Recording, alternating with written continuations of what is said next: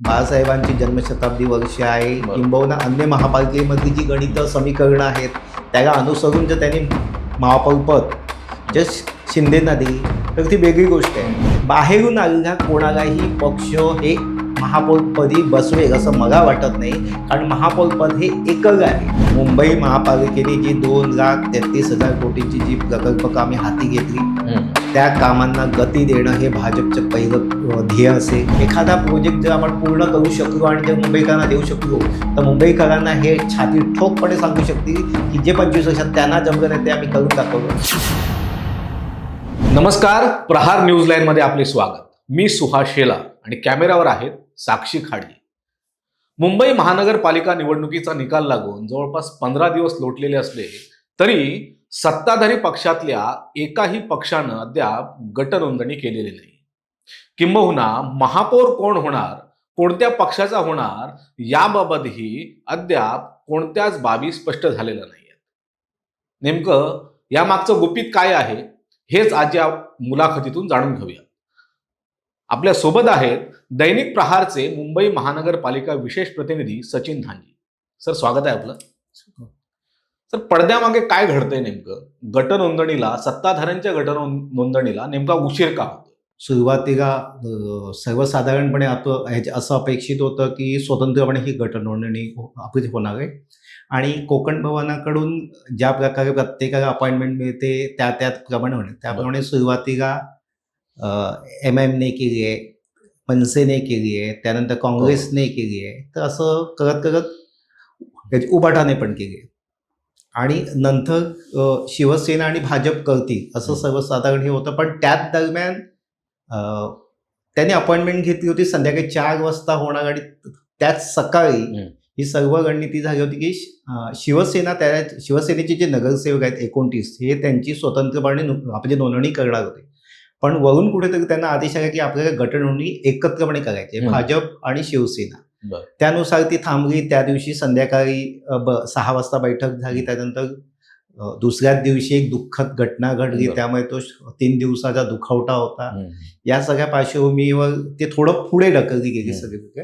पण आता दुखवटातून आपण बाहेर येतोय आणि येत्या सोमवारी कोकण भवनमध्ये याची नोंदणी होणार आहे. पण आजही तो प्रश्न अनुत्तरितच आहेत की हे एकत्रपणे नोंदणी करणार आहेत की स्वतंत्र. कारण भाजपकडून मात्र सोमवारी सकाळी त्यांची स्वतंत्र नोंदणी करण्याचीही आपली रणनीती सुरू झाली आहे. त्यांच्यासोबत शिवसेना आहे की नाही याबाबत त्यांना कोणतंही माहीत नाही, म्हणजे कोणती अद्याप कोण कल्पना नाही. त्यामुळे आताच्या घडीला तरी जी आपल्याकडे माहिती आहे त्यानुसार हे दोन्ही पक्ष स्वतंत्रपणे गटनोंदणी करतील, किंबहुना तिकडे जाता जाता त्यांचे मतपरिवर्तन पण झालेलं असेल आणि स्वतंत्र आपण एकत्रपणे ती नोंदणी झालेली असेल. तुम्ही म्हणलात की शिंदेच्या शिवसेनेची नोंदणीची तारीख आणि वेळ ठरलेली होती, पण वरून फोन आल्यामुळे ती तारीख पुढे ढकलली गेली. एकत्र गटनोंदणीसाठी नेमका दबाव का वाढतोय? तिचे फायदे कोणाला होतील असं वाटतं? नाही, एकत्र गटनोंदणीचा फायदा हा असा आहे की पूर्णांकावरती सदस्यांची एक नियुक्ती किंवा समितीवरती असे किंवा पदनिर्देशित सदस्य म्हणजे स्वीकृत नगरसेवक याच्यावरती परिणाम होतोय. कदाचित जर हे दोघे एकत्र येतात तर उभाटाचा एक स्वीकृत नगरसेवक कमी होऊ शकतो. जे त्यांचे 3 जाणार आहेत ते 2ही जाऊ शकतील. बरोबर. तसाच परिणाम स्थायी समिती, शिक्षण समिती, सुधार समिती, बेस समिती किंवा खालच्या विशेष समित्या या सगळ्यांमध्ये परिणाम होतोय. म्हणजे आता आपण काटेकी टक्कर असं म्हणतोय की समित्यांमध्ये शिवसेना आणि भाजप 13 आणि त्यांचे मिळून 13, तर हे समसमान होते. आणि मग प्रत्येक बैठक ही कुठेतरी एखादा प्रस्ताव मंजूर करायचा असेल तर त्यांच्यावरती अवलंबून राहणार. बाबा यांनी जर आपण यांना विरोध केला तर आपल्याला मतदान झालं तर मग ईश्वर चिठ्ठीने मग काय बाबा, मग आपल्याला तो प्रस्ताव नामंजूर करण्याची नामुष्की येईल. तर गटनोंदणी केल्यामुळे एक सदस्य अजून एक वाढेल, त्यामुळे त्यांच्यावरचा प्रेशर राहणार नाही विरोधकांवरच्या आपल्यावरती आणि आपण सुरळीतपणे ते कामकाज करू शकतो. पण आता गेल्या 2 दिवसातलं चित्र जर पाहिलं तर दुखवट्यानंतर राष्ट्रवादी काँग्रेसही झालंय. तर कदाचित राष्ट्रवादी काँग्रेस अजित पवार गटाचे म्हणजे राष्ट्रवादी काँग्रेसचे 3 सदस्य आहेत ते कदाचित जर शिवसेनेत गट म्हणून जर स्वतंत्र नोंदणी झाली त्यांच्यासोबत, तर कदाचित शिवसेनेचा पण रेशो वाढतोय आणि त्यांनाही थोडा ह्याची बेनिफिट ठरू शकतो. पण हे सगळा अभ्यासाचा भाग आहे. त्या भागाने दोन्ही पक्ष आपापल्या परीने काय करता येईल की जेणेकरून समित्या आणि स्वीकृत नगरसेवकांची संख्या आपली वाढेल, समित्यांमध्ये सदस्यांची संख्या वाढेल, यासाठी त्यांची रणनीती चालू आहे. पण कुठेतरी गट केल्यामुळे पक्षाचं अस्तित्व संपू नये, म्हणजे याच्यामध्ये अस्तित्व संपण्यासारखं काही नसतं, पण फेक नेगेटिव्ह ज्या प्रकारे जनतेवरती प्रभाव टाकतो, तर कदाचित शिवसेना आणि भाजप यांनी जर गटनोंदणी एकत्रपणे केली तर त्याचा एक दुष्परिणाम असा आहे की जनतेमध्ये त्याचे वाईट परिणाम जाणार आहे. कारण जी उबाटा शिवसेना किंवा जे अन्य जे काँग्रेस पक्ष आहेत ते त्याच्यावरती अशी हे करतील की हे भाजपमध्ये विलीन झालेत. जनतेला तांत्रिक मुद्दा कळणार नाहीये, जनतेला माहिती आहे बाबा यांच्या गटनेताच नाहीये, त्यामुळे तो फेक नेगेटिव्ह पासून त्याची भीती यांना आहे, म्हणून ते सर्व ताकही फुंकून प्यावं, त्याप्रमाणे हे सगळं चाललंय. दुसरी एक अशी चर्चा आहे की एकनाथ शिंदे एकत्र गटनोंदणी करण्याला फारसे अनुकूल नाहीये, यात काही तथ्य आहे का? आणि दुसरं म्हणजे भाजपसोबत समजा एकत्र गटनोंदणी केली तर शिवसेनेला भाजपच्या कलानेच भूमिका घ्यावी लागणार आहे, हे खरं आहे? निश्चित, कारण जर एकत्रपणे गटनोंदणी जर झालीच तर जो व्हीप असतो हा त्यांचा मानावा लागेल. दुसरं असं आहे की तुमच्या म्हणजे मगाशी मी सांगितलं त्याप्रमाणे गटनेता हा त्यांचा जाणार, त्यांना मिळणार नाहीये, त्यांच्या पंखाखालीच काम करावं लागणार त्यांच्यामुळे थोडक्यात. त्यामुळे कुठेही पक्षाचं अस्तित्व संपून, म्हणजे त्यांना ठीक आहे, त्यांना उपमहापौर पद मिळेल, त्यांना शिक्षण समिती मिळेल, त्यांना बेस्ट समिती मिळेल, त्यांच्या वाट्याचे त्यांना मिळतील. बरोबर, पण कुठेतरी त्यांचे प्रत्येक व्हीप मध्ये त्यांच्यासोबत म्हणजे पुढील 5 वर्ष ते बंधनकारक त्यांच्यासोबतच राहणार आहेत, त्यांना स्वतंत्र होता येणार नाही त्या पुढे. अशी एक चर्चा होती की शिवसेनेला प्रतोत्पद द्यावं आणि एकत्र गटनोंदणी करावं, यात काही तथ्य आहे? पक्षाला प्रतोद दिलं म्हणजे काय झालं, शेवटी प्रतोद हा पक्षाचा असतो, तुम्ही प्रतोदपद त्यांना द्याल, परंतु गटनेता नाहीच आहे ना त्यांच्या पक्षाचा. मग अशा स्थितीमध्ये उद्या जर उबाटा आणि काँग्रेसने शिवसेनेचा प्रचार केला की हे शिवसेनेमध्ये विलीन झाले, तर जनता त्याच्यावर मान्य करेल ना, कारण पक्षाचाच प्रतोद असतो. त्यामुळे प्रतोद हे तुमची संसदीय कार्यप्रणाली हे सांभाळण्याकरता प्रतोद पद आहे. जनतेला याची काही देणं घेणं नाहीये. जनतेपासून वाचवणं हे शिंदेकरता खूप महत्वाचं आहे आणि म्हणून ते याचे खूप सावधपणे ते खेळतात. राज्यातल्या अन्य 28 महानगरपालिकेमध्ये अमुक पक्षाचा महापौर होईल हे ठामपणे सांगितलं जाते, पण मुंबईत भाजपचाच महापौर होईल असं कोणी ठामपणे सांगायला तयार नाही, किंवा शिवसेनेचा महापौर होईल असंही कोणी म्हणत नाही. ह्या मागचं काय स्टोरी आहे? मुंबई महापालिकेमध्ये सर्वाधिक नगरसेवक हे भाजपचे आहेत, त्यामुळे सत्य आहे की भाजपचाच महापौर होईल. ही गोष्ट अगाईदा वेगळी असेल की उद्याच त्यांची डिमांड मान्य केली की बाळासाहेबांची जन्मशताब्दी वर्ष आहे, किंबहुना अन्य महापालिकेमधली जी गणित समीकरणं आहेत त्याला अनुसरून जर त्यांनी महापौर पद जर शिंदेना दिली तर ती वेगळी गोष्ट आहे, पण ही जगदरची गोष्ट आहे. पण आताच्या घडीला जर तुम्ही मला विचाराल तर 100% भाजपचाच महापौर होणार. आज भाजपच्या नगरसेवकांची आणि भाजपच्या अध्यक्षांची बैठक झाली. मागच्या काही दिवसापासून सातत्याने नवीन नवीन नावं समोर येत आहेत. ही महिला नगरसेविका महापौर होईल, अमुक महापौर होईल. तुमच्या मते भाजपचा नेमका महापौर कोण होईल? सध्या सर्वात आघाडीवरचं नाव कुठलं आहे? हे बघा, पहिली गोष्ट म्हणजे ज्या दिवशी महापौर पदाचं आरक्षण सर्वसाधारण महिला पडलं त्या दिवशी भाजपमधून निवडून आलेले आणि जे 1 टर्म 2 टर्म राहिलेले आहेत त्यांची नावं आघाडीवर आलेत. कुठच्याही नवीन नगरसेवकाचे नाव आलेलं नाहीत, कारण ते साहजिक आहे, त्यांना नगरसेवक पदाचा अनुभवच नाही तर त्यांना महापौर पद कुठून द्यावं. त्यामुळे साहजिक पहिलं नाव रितू तावडेंचं चाललं, राजेश्री शिरवाडकर चाललं, त्यानंतर शीतल गंभीरचं चाललं, प्रीती सातमचं चाललं, योगिता कोळींचं चाललं, हर्षिता नार्वेकरांचं पण चालवलं. असे अनेकांची नावं मग कारण पुढे. परंतु एक गोष्ट मी स्पष्ट सांगू इच्छितो की माध्यमांनी कितीही नावं जरी चालवली तरी पक्ष याचं सगळ्यांचं मूल्यमापन करत असतो. आणि आज मुंबईचा महापौर हा असा असावा की समोर विरोधी पक्षनेता म्हणून किशोरी पेडणेकर असणार आहेत, समोर माजी महापौर आहेत श्रद्धा जाधव, समोर विशाखाताई आहेत, समोर मिलिंद वैद्य आहेत, यशोधर फणसे आहेत, रहाटे आहेत, अशी म्हणजे अनेक टर्म केलेले आणि अनेक पदं भूषवली ज्यांनी 25 वर्ष सत्ता होती, अशी माणसं तुमच्या समोर आज विरोधी पक्षात बसणार आहेत. आणि अशा स्थितीत तुम्हाला महापौर पद कोणालाही आणून बसवण्याचं आपली हिंमत भाजप करणार नाहीये.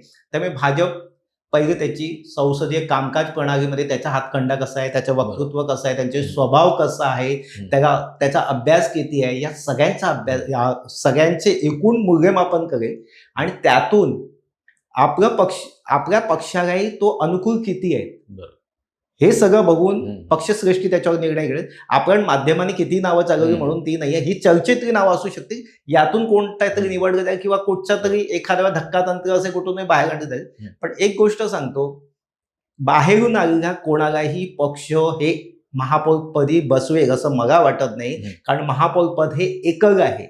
एकल पदावरती ज्यांनी जे भाजपचे मूळ आहेत त्यांच्यापैकीच बसवलं जाणार आहे. आणि आताच्या माझ्या माहितीप्रमाणे भाजपकडे 1 ते 2च असे मूळ आहेत, बाकी सगळे बाहेरून आलेले आहेत. त्यामुळे त्यांना किती बसवतील हा शेवटी निर्णय तो परिस्थितीनुसार पक्षश्रेष्ठी ठरवू शकतो. त्यावर आपण योग्य ठरवत नाही, आपण फक्त माध्यम म्हणून चर्चा करू शकतो. उभाटाची आणि भाजपची नगरसेवकांची जर तुलना केली तर उभाटाकडे अनुभवी लोकांची संख्या अधिक आहे, त्या तुलनेत भाजपकडे अनुभवी नगरसेवक त्या तुलनेत कमी आहेत. अशा वेळी काही पडलेल्या उमेदवारांना स्वीकृत नगरसेवक म्हणून भाजप संधी देईल अशी एक चर्चा आहे, ती कितपत खरी वाटते? निश्चित आज भाजपला खरोखर गरज आहे. कारण भाजपकडे असणारे मुळात भालचंद्र शिरसाट ज्यांना तुम्ही तिकीटच दिलीत नाहीत, विनोद मिश्रा हे पडलेले आहेत, पण रवी राजा आणि सगळे म्हणजे एकूणच मग आता 3 नावं घेणं योग्य नाही. पण एक सांगतो, जर हे निवडून आलेले सगळे नगरसेवक पाहिले तर भाजपची सभागृहातली ताकद थोडी कमकुवत झाली आहे. म्हणजे आज मी तुम्हाला एक एक्झाम्पल देतोय, आज स्थायी समितीच्या अध्यक्षपदी कोणाला नेमावं? प्रभाकर शिंदेंना सभागृह नेतेपदी जर आणलंच तर स्थायी समिती अध्यक्षपद कोणाला नेमावं? मग अशा वेळेला स्थायी समितीवरती आपल्या प्रभाकर शिंदेना बसवावं लागेल आणि सभागृह नेता म्हणून गणेश खंडकरला बसवावं लागेल. कारण हे गणेश खंडकर हे एवढ्याच करता सभागृह नेतेपदी बसू शकतात, कारण समोर किशोरीताई पेडणेकर आहेत आणि किशोरीताई पेडणेकर हे राजकीय स्टेटमेंट 80% राजकीय स्टेटमेंट करणार, अभ्यास पूर्ण कमी असेल आणि त्यामुळे राजकीय स्टेटमेंटना प्रत्युत्तर देणं हे आपले गणेश खंडकर हे चांगल्या प्रकारे करू शकतील. म्हणून गणेश खंडकरचं नाव सभागृह नेतेपदासाठी येते. आणि तसं बघा तर तुमच्याकडे मकरंद नार्वेकर सुद्धा आहेत, प्रकाश दरेकर आहेत, पण मकरंद नार्वेकरच्या बाबतीत जे जनतेच्या मनात, जे लोकांच्या मनात आहे तेच मी सांगतोय, माझं काही ते नाही. पण एकाच घरात किती पदं द्यावी, हाच क्रायटेरिया लागला, त्यामुळे त्यांचं नाव मागे पडतंय. बघा ते कॅपेबल आहेत, पण ते कुठे बसवायचे हाही प्रश्न आहे ना. शेवटी हे बघा, जरी आपल्याला वाटत असेल तरी पक्ष काय निर्णय घेतोय, त्यांचे पक्ष प्रमुख काय निर्णय घेतात याच्यावरती अवलंबून आहे सगळं. घराणेशाहीला यावेळेस दूर ठेवण्याचा भाजपचा जास्तीत जास्त प्रयत्न आहे असं दिसतंय. अशा वेळी प्रकाश दरेकर म्हणा, नार्वेकर फॅमिली म्हणा किंवा अन्य कोणी जे नगरसेवक ज्यांची पार्श्वभूमी घराणेशाहीची आहे, अशांना लांब ठेवलं जाईल महत्वाच्या पदापासून असं वाटतं. निश्चित. म्हणजे शेवटी तुम्ही नगरसेवक पदाची तिकीट देताना बघे ही तुम्ही कुगाब्यामध्ये 3 तिकीट दिली आणि 3ही तिकीट निवडून आणत नार्वेकर कुटुंबाने विश्वास सार्थकी लावले आणि खऱ्या अर्थाने त्यांनी आणले. पण शेवटी जनतेच्या मनात असतं, कार्यकर्त्यांच्याही मनात असतं की एकाच घरात तुम्ही किती पदं द्याल शेवटी. त्यामुळे आता भाजपची काही प्रमाणात मजबुरी आहे मुंबई महापालिकेत की त्यांना अशा वेळेला पर्याय राहू शकत नाही. पण त्यातूनही जर पर्याय नसेल तरच मग ह्यांचा विचार होऊ शकेल. आता ह्यांच्याकडे सभागृहामध्ये किंवा स्टँडिंगला प्रभाकर शिंदे किंवा कणकरमध्ये जर तुम्हाला नाहीच द्यायचं असेल कोणापैकी तर मग मकरंद नार्वेकरचं नाव पुढे येऊ शकतो, तर मग प्रकाश दरेकरांचं पण नाव पुढे येऊ शकतो. आणि महिलांमध्ये पण 1-2 नावं आहेत, पण पण मुळात काय झालं की मी मगाशी महापौर पदासाठी पण मगाशी मी एक नाव घ्यायचं विसरून गेलो की अलकाताई केळकर. पण अलकाताई केळकरच्या बाबतीत ते नाव आपण का मागे ठेवतोय, कारण ते वयोमानानुसार समोर मातब्बर सगळे माजी महापौर समोर असताना त्यांच्यासारख्या शांत स्वभावाच्या व्यक्तीला उपमहापौर म्हणून त्यांचं नाव पहिल्याच क्षणाला बाजूला झालेलं आहे. नाहीतर त्यांना काहीच हे नव्हतं, त्यांना नाहीतर हे नव्हतं. आज प्रकर्षाने पहिली आठवण येते ती शैलजाताई गिरकरांची. कारण शैलजाताई गिरकर जर आज आपल्याला असत्या आणि आज जर निवडून आल्या तर पहिला क्लेम महापौर पदासाठी त्यांचा घाईला असता आणि त्या जर महापौर पदासाठी जर त्यांची नाव चर्चा आसपास एकही नाव फिरकू शकलं नसतं. बरोबर. पण आज दुर्दैवाने असं म्हणावं लागेल की त्या तर नाहीच आहे, पण त्यांच्या कुटुंबात कोणी सदस्य सुद्धा नगरसेवक झाले नाही. उत्तर मुंबईतून महापौर भाजप देईल अशी एक चर्चा आहे, कारण पियुष गोयल तिथून येतात. विनोद तावडेंचा तो पूर्वीचा मतदारसंघ राहिलेला आहे. तुमच्या मते हे होईल असं वाटतंय? तुम्ही जे उत्तर मुंबई म्हणता त्या उत्तर मुंबईमध्ये एक नाव चर्चेत आहे, ते म्हणजे योगिता कोळी म्हणून. पण त्यांचा जो दावा आहे ते आहेच, प्रश्नच नाहीये. त्या सुशिक्षित आहेत, कोळी समाजाचं प्रतिनिधित्व करणारे आहेत आणि इंग्रजी भाषेवरती प्रचंड कमांड आहे त्यांचं. त्यामुळे पक्ष काय ठरवतो हे महत्वाचं आहे. एक कोळी समाजाचं एकमेव फक्त आतापर्यंत एक म्हणजे महापौर झालेले आहेत आणि त्याच्यानंतर मला वाटतं कोळी समाजाचं कोणी महापौर झालेलं नाही. पण पक्ष या सगळ्या गोष्टी महत्वाच्या की उत्तर मुंबईला खरोखर महापौर पाहिजे का, कारण म्हणजे तसं तुम्ही बघाल तर मग दक्षिण मध्यचं पण एक नाव चर्चेत आहे, उत्तर पश्चिमचं पण एक नाव चर्चेत आहे. त्यामुळे अशी नावं चर्चेत होतात प्रत्येकाला वाटतं की माझ्या इकडचा महापौर भाजपचा पहिला महापौर होणार, लक्षात घ्या. त्यामुळे प्रत्येकाला वाटणार की माझ्या इकडचा महापौर व्हावा, पण तो त्या पदावरती बसून त्या पदाला न्याय देऊ शकणारा आणि मुंबईचा विकास डोळ्यासमोर ठेवून काहीतरी वेगळं पण काहीतरी त्यांचा तो संकल्प असला पाहिजे. तर असं कोणीही असेल. स्वीकृत नगरसेवकांसाठी पडद्यामागे बरेच लॉबिंग सुरू आहे असं चर्चा आहे. स्वीकृत नगरसेवका नेमका प्रकार काय आणि ते नेमकं काम काय करतात? आजवर स्वीकृत नगरसेवक हे यांना कोणताही मतदानाचा अधिकार नाही, पहिली गोष्ट.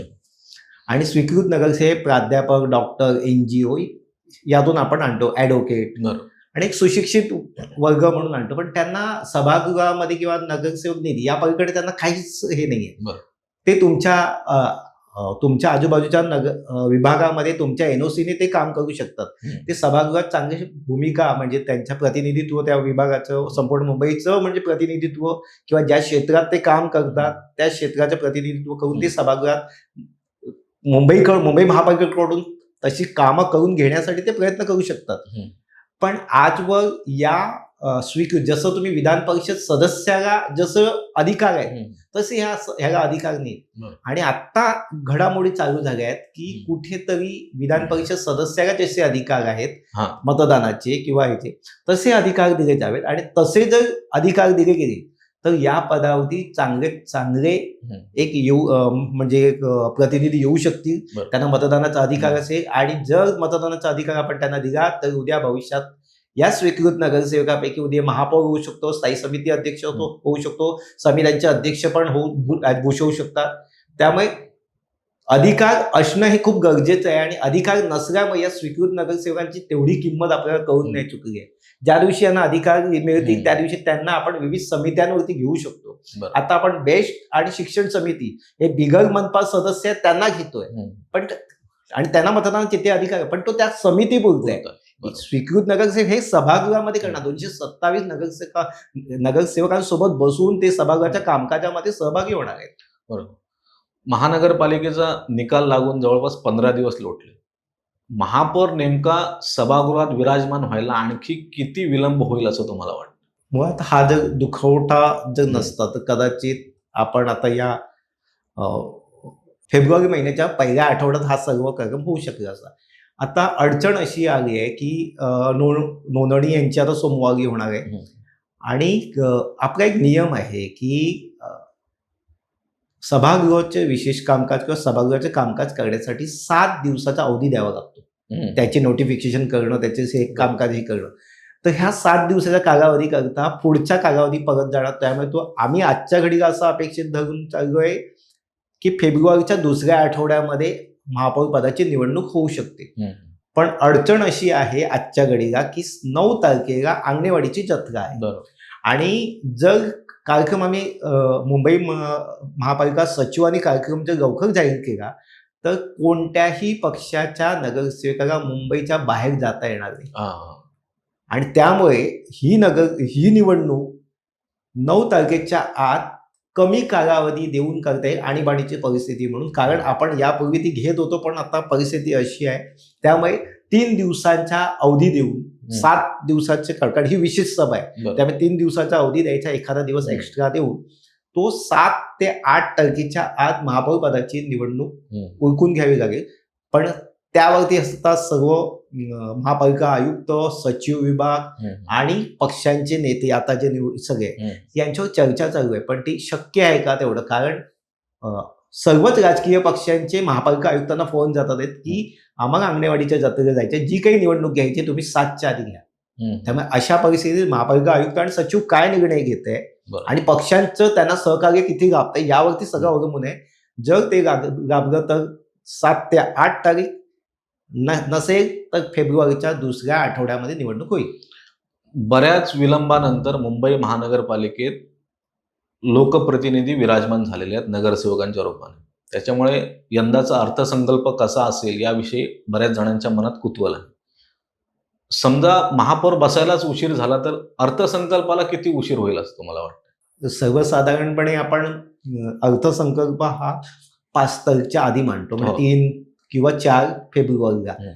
पण यावेळेला 129B ऍक्ट मधलं एक हे सांगितलं जात आहे की आपण अशा मोमेंटला 10 दिवस 12 दिवस पुढे ढकलू शकतो. त्यामुळे यंदाचा अर्थसंकल्प हा थोडा पुढे ढकलला जाणार आहे.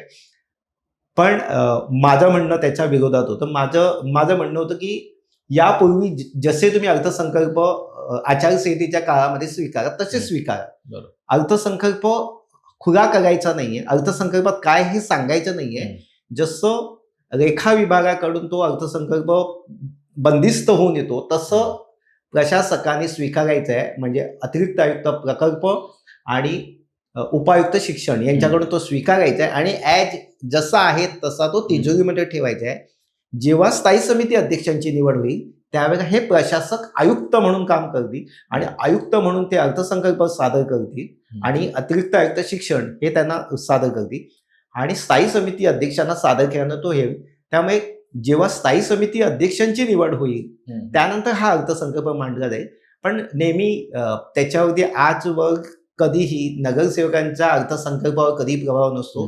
महापालिका आयुक्त, रेखा विभाग जो अर्थसंकल्प बनवतो तोच अर्थसंकल्प आपण मांडत असतो. त्याच आहे फक्त 300 ते 400 कोटी किंवा 500 कोटी किंवा पूर्वी 700 कोटीपर्यंत जात होतो.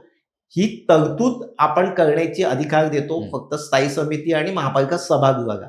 नगरसेवकांनी त्यांची कामं त्यामध्ये शिफारस करावी आणि त्या फंडातून त्या निधीतून ती कामं शिफारस केल्याप्रमाणे ती कामं केली जातो.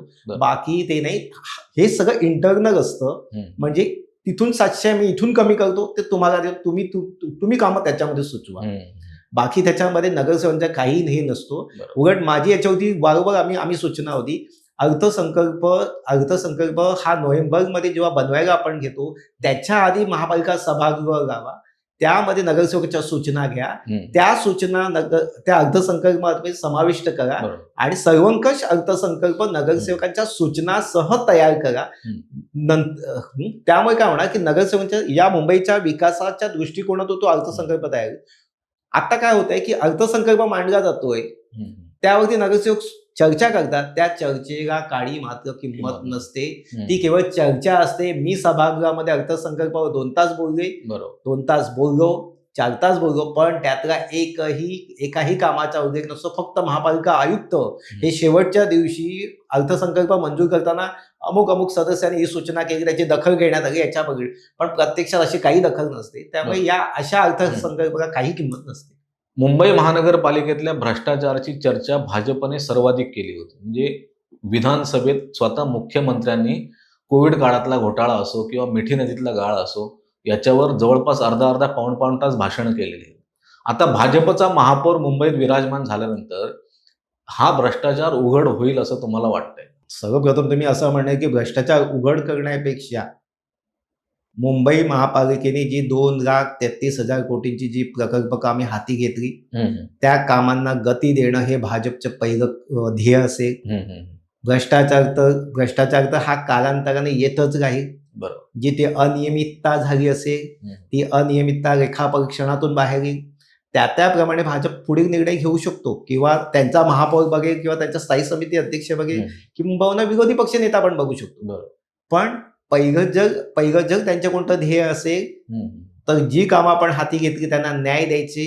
जी कामं 25 वर्षात होऊ शकली नाही 30 वर्षात होऊ शकली ना ती आम्ही प्रशासकाची ही 4 वर्ष आमची पुढची 5 वर्ष अशा 9 वर्षामध्ये एखादा प्रोजेक्ट जर आपण पूर्ण करू शकलो आणि जर मुंबईकरांना देऊ शकलो तर मुंबईकरांना हे छाती ठोकपणे सांगू शकतील की जे 25 वर्षात त्यांना जमलं नाही ते आम्ही करून दाखवलं. त्यामुळे मला असं वाटतंय की ते जे प्रकल्प प्रशासनाने हाती घेतलेले आहेत त्या प्रकल्पांना गती देणं हे त्यांचं पहिलं ध्येय असेल आणि ते पूर्ण करण्यासाठी प्रयत्न करतील. उबाटा गटानं किशोरी पेडणेकर यांना गटनेता निवडल्यामुळे बऱ्याच ज्येष्ठ नगरसेवकांमध्ये नाराजी आहे अशी चर्चा आहे, ती खरी आहे? असणं स्वाभाविक आहे.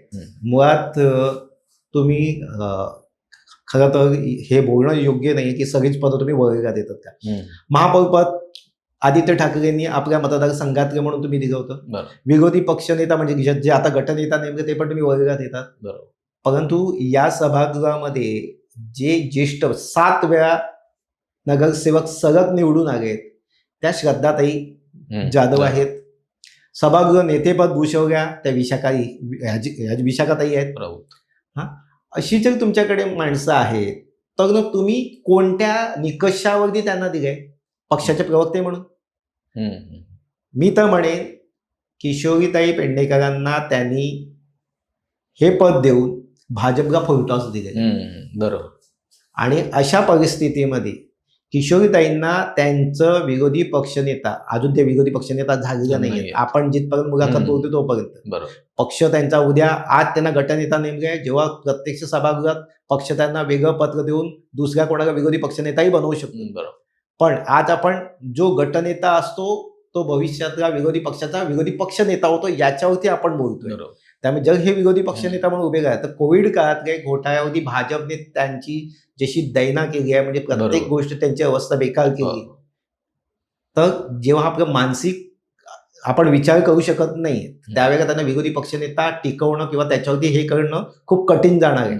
अशा परिस्थितीमध्ये त्यांना ते विरोधी पक्षनेता म्हणून सिद्ध करणं कठीण जाणार आहे. म्हणून अशा परिस्थितीत त्यांनी स्वतः मागे घ्यायला पाहिजे होतं आणि मागून बॅटिंग करायला पाहिजे होती आणि दुसऱ्या कोणाला पुढे करायला पाहिजे होतं. पण पक्षाचं त्यांच्या पक्षप्रमुखांचं त्यांच्या पक्षाच्या नेत्यांचं यामागचं उद्दिष्ट काय हे आपल्याला माहीत नाही आहे. पण जे कोणी नेमकं आहे ते भाजपसाठी चांगलं आहे असं मी त्यांना म्हणेन. धन्यवाद सर आमच्याशी संवाद साधल्याबद्दल. अनेक तांत्रिक आणि राजकीय मुद्दे तुम्ही उलगडून दाखवलेले आहेत या ठिकाणी. तर ही मुलाखत तुम्हाला कशी वाटली ते कमेंट बॉक्समध्ये नक्की सांगा आणि प्रहार न्यूज लाईनला सबस्क्राईब करा. धन्यवाद.